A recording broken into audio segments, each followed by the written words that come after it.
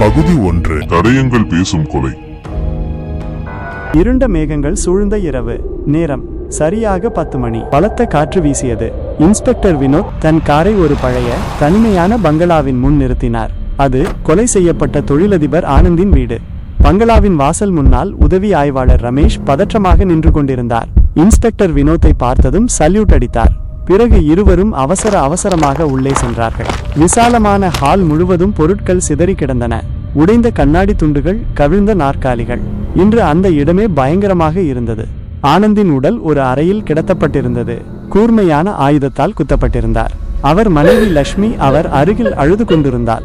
ஆனந்தின் பக்கத்தில் உடைந்த ஒரு ஒயின் பாட்டிலின் கூர்மையான முனை இரத்தக்கரையுடன் கிடந்தது.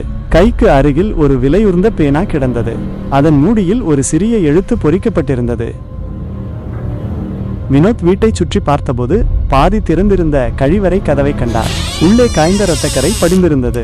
கழிப்பறையின் உள்ளே பார்த்தபோது கசங்கிய காகித துண்டுகள் பாதி ஃபிளஷ் ஆகாமலும் பாதி ஃபிளஷ் ஆகியும் கிடந்தன. சம்பவ இடத்தை பார்வையிட்ட உடனேயே இன்ஸ்பெக்டர் வினோத் ஆனந்தின் மனைவி லட்சுமியை அழைத்து விசாரித்தார். சம்பவம் நடந்தப்போ நீங்க எங்க இருந்தீங்க என்று கேட்டார்.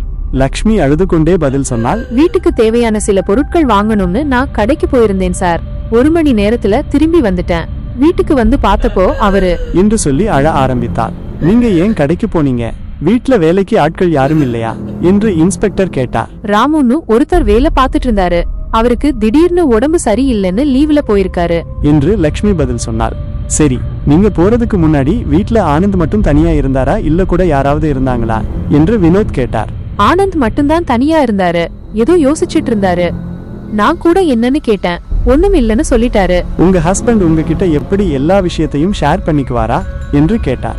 எல்லாத்தையும் என்கிட்ட ஷேர் பண்ணிக்குவாரு. ஆனா இன்னைக்கு நான் கேட்டதுக்கு எதுவுமே பதில் சொல்லல என்று அழுது கொண்டு சொன்னாள். பிறகு இன்ஸ்பெக்டர் வினோத் அந்த பேனாவை எடுத்து காட்டினார். இந்த பேனா யாருடையதுன்னு உங்களுக்கு ஏதாவது தெரியுமா? லட்சுமி அந்த பேனாவை பார்த்துவிட்டு, இது விநாயக்கோட பேனா சார் என்று சொன்னாள். விநாயக்? யாரு அவரு? அது எப்படி அவ்வளவு கரெக்டா அந்த பேனா விநாயகோடதுன்னு உங்களுக்கு தெரியும் என்று இன்ஸ்பெக்டர் வினோத் கேட்டார்.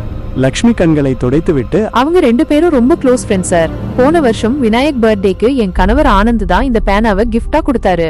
எனக்கு நல்ல ஞாபகம் இருக்கு. அந்த பேனாவோட முடியில வின்னு இனிஷியல் போட்டிருக்கோம். இந்த ஒயின் பாட்டில்ல விநாயக் எஸ்டேட்ஸ்னு எழுதியிருக்கே, இது யாருடையதுன்னு உங்களுக்கு தெரியுமா என்று வினோத் உடைந்த பாட்டிலை சுட்டி காட்டினார். லட்சுமி உடனே, ஆமா சார், அந்த விநாயக் ஒயின் பிசினஸ் தான் பண்றாரு.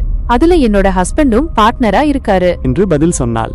வினோத் ரமேஷிடம், இந்த பேனா விநாயக் ஓடதுதான்னு கன்ஃபார்ம் பண்ணுங்க.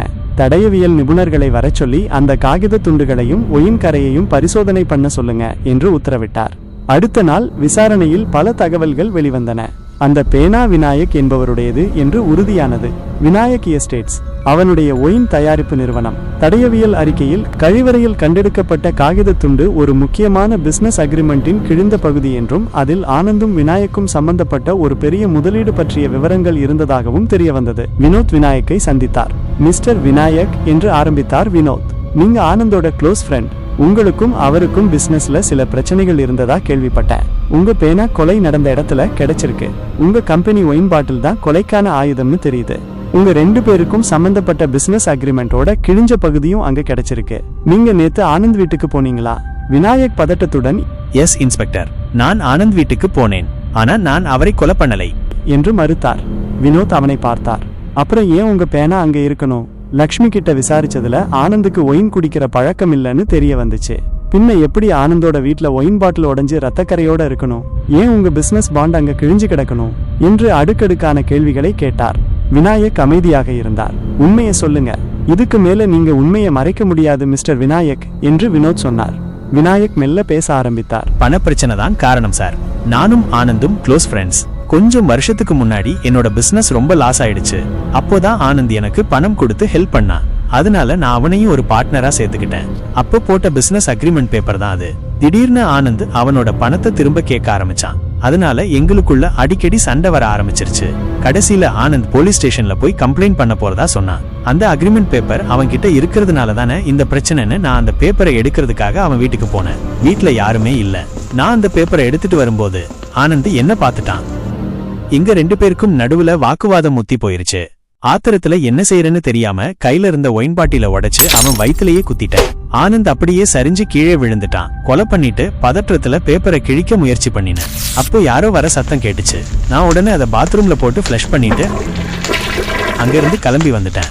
அப்போதான் பேனா அங்க தவறி விழுந்துடுச்சுன்னு நினைக்கிறேன் என்று கரகரத்த குரலில் சொன்னார். விநாயக் உண்மையை ஒத்துக்கொண்டதால் வினோத் அவரை கைது செய்தார். இந்த கதை நட்பின் துரோகம், பேராசை மற்றும் பணத்துக்காக எதையும் செய்ய துணியும் மனிதர்களின் இருண்ட பக்கத்தை வெளிச்சம் போட்டு காட்டுகிறது.